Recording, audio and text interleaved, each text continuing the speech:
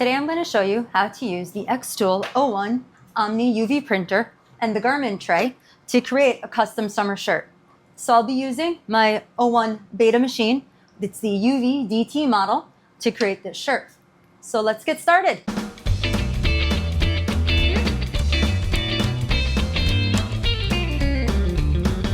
So before you can direct-to-garment print, there is some prep work you need to do on the garment. So xTool does provide these preparation sprays. There's one for colored garments and one for white garments. This is the colored DTG promoter. So you just want to spray the area, just a light coating in the area you're planning to print on. So I'm going to do that here.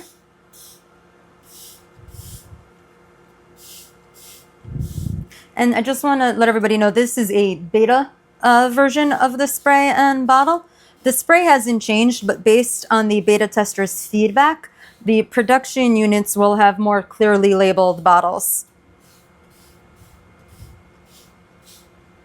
Okay, so I've got a light coat where I want to spray. So the next thing we need to do is to actually dry the spray. To do that, I'm going to use my xTool Smart Press, which is unfortunately on a different floor. So I'm going to get my 10,000 steps in doing this video. So give me 1 sec and I'll meet you guys upstairs. So I've got my shirt in my Smart Press. xTool recommends a heat setting of 150 Celsius for about 60 seconds. So that's what I'm going to set my heat press to. And you'll notice that I'm wearing gloves. You do want to wear gloves when you're applying the promoter or dealing with the wet shirt. Just because the printing promoter isn't really the best thing for your skin. Before you ask, this particular promoter does not actually smell. So you don't have to worry about that. Now, since my heat press is actually smaller than my shirt, I'm probably going to have to do this in 2 shifts. I'll press this end to dry it, and then I'll shift the shirt over and press the other end. So I'm going to go ahead and do that.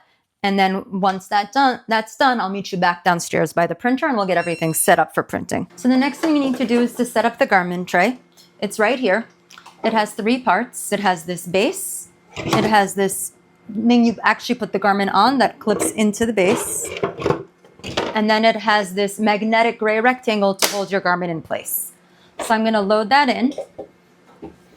And you put it into the printer the same as all of the other beds. There are these green tabs that you clip, and it magnetizes into place. So here we go. That's lined up. And now I'm going to put my shirt on it. So I'm going to lift up the rectangular holder, and I'm going to put my shirt on it. So I'm going to want to sort of make sure to center my shirt on the garment tray. This part here is where the collar goes, and it has a line marking the center. So I'm going to line that part up with the tag. And you'll see that there's some space underneath for the excess fabric to sit. So you could do sweatshirts or possibly hoodies on here as well. Just going to tuck all the extra fabric in. Make sure I have that lined up where I want to print. Okay. I'm going to keep the collar down here, or actually, I don't know that might want to print a little higher. All right. Okay. Then I'm just going to take the gray rectangle, slot it on top, and it will hold the garment nice and flat and in place. Now the other thing I want to do, because this tag here is sticking up a little, and that might interfere with the height alignment for the shirt, I'm actually going to grab some painter's tape or some frog tape and tape that out of the way. All right.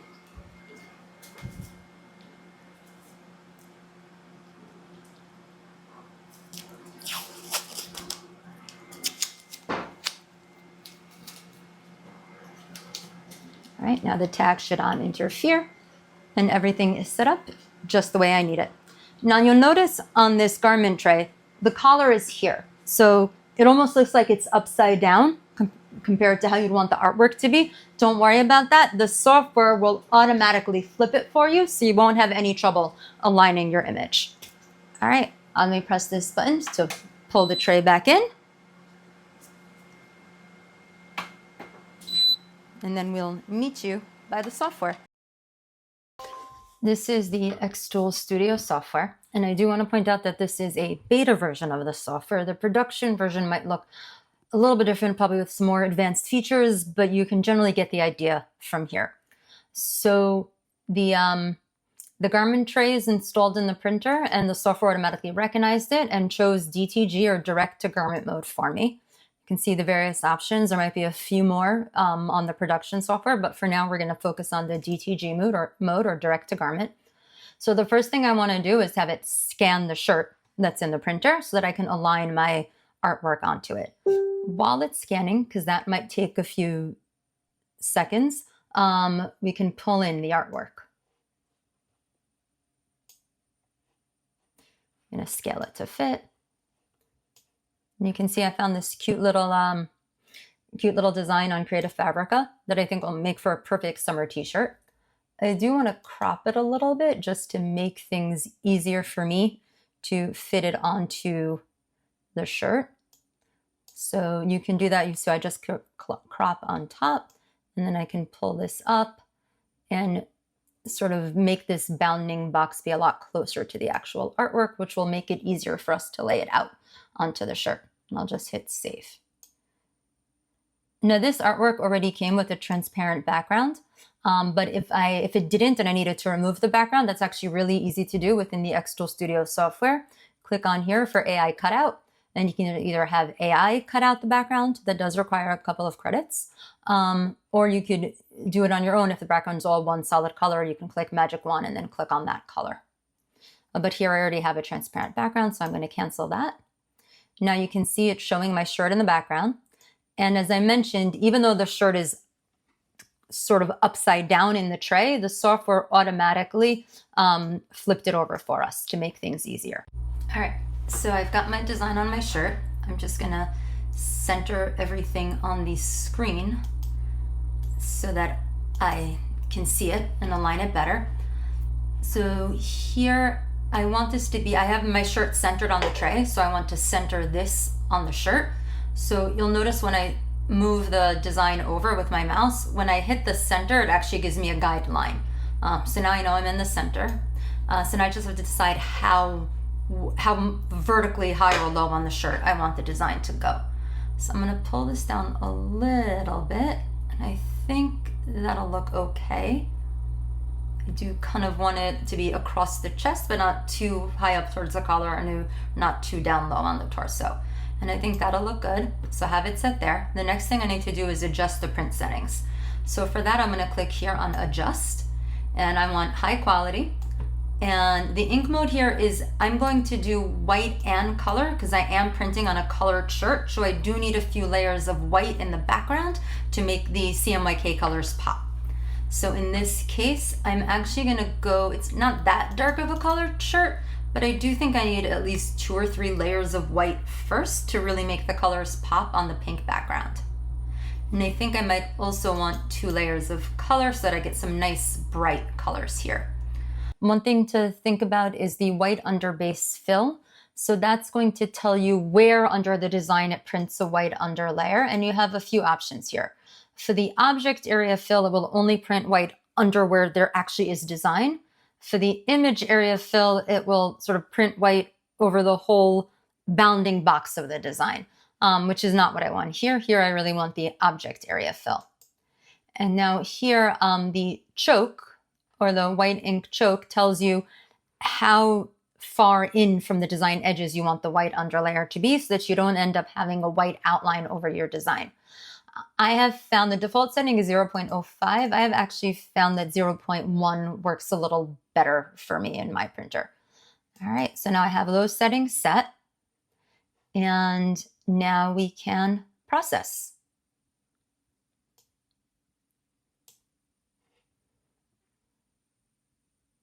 So this is going to take 40 minutes and 47 seconds. I will say this is a beta version of the software, and this is actually an older beta version of the software. They have since introduced a speed boost that would probably cut this in half. And I suspect there'll be even more speed enhancements for the production software. So don't pay too much attention to the speed time here. You can definitely get much faster prints with the newer production versions of the software on the production printers. So I would just keep an eye out for any updates on that. All right, so I'm going to hit print. And here we go. It's going to turn the UV head into sleep mode or maintenance mode while it's printing with the DT head so that we don't damage the UV head.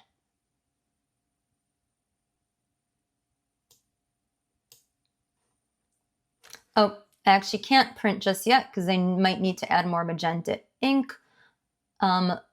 Let's see if this is enough magenta to print with. If not, I'll have to refill the cartridge and then restart.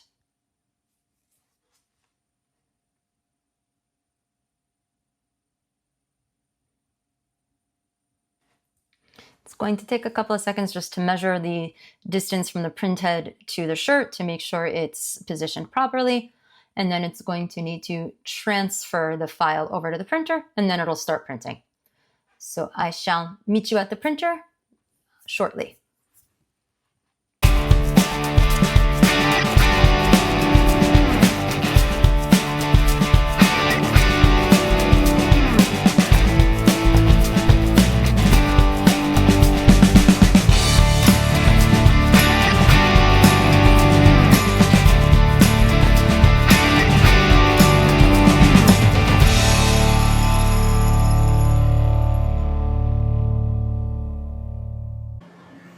All right, print's done, and it looks super cute. So we'll press this button to extend the garment tray. And then I'm just gonna do the reverse of what I did before. I'm gonna lift up the holding rectangle, untape my tag, and pull my shirt off the tray. Now, even though it's done printing, it's not actually dried yet, so just be really careful picking up the shirt so you don't smudge the ink. And what I do need to do actually is to go and cure this in my heat press for a minute before it'll be ready to wear. So I'll meet you guys upstairs by the heat press. All right, I've got my shirt on my heat press, and I'm bringing the press up to the same settings I did to dry the promoter, so that's 150 degrees Celsius for about 60 seconds. I'm gonna put this heat transfer paper on top just to protect it. This is just really could just be parchment paper or ironing paper, the same stuff you usually use with all your other heat press items. Okay, you just line it up on here. Okay, heat press is warmed up, and time to press and cure this dry.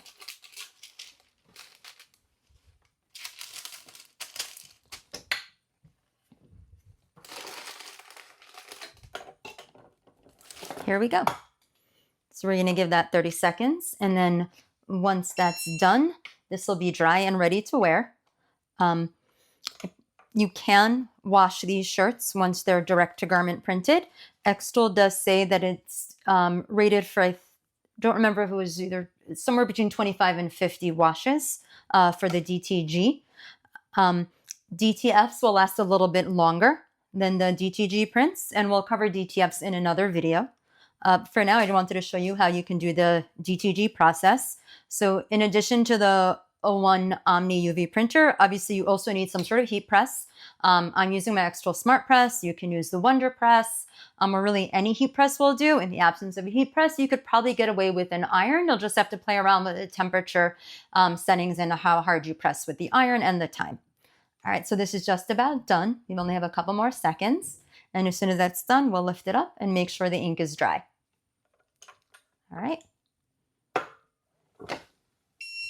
All done. Let's wipe it over. Okay. I don't see any ink transferring onto the parchment paper. Nothing's coming off of my finger, so I think we're good. All right, so this shirt will be ready to wear. All right, I got my shirt. Time to put it on.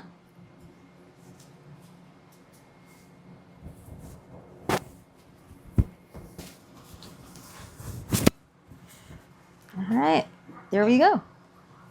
So you can see that the DT ink is nice and flexible.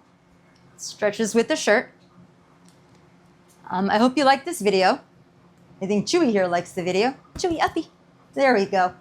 I hope you found this video helpful, and if you did, please don't forget to like and subscribe, and stay tuned for more xTool Omni videos coming up. Thank you.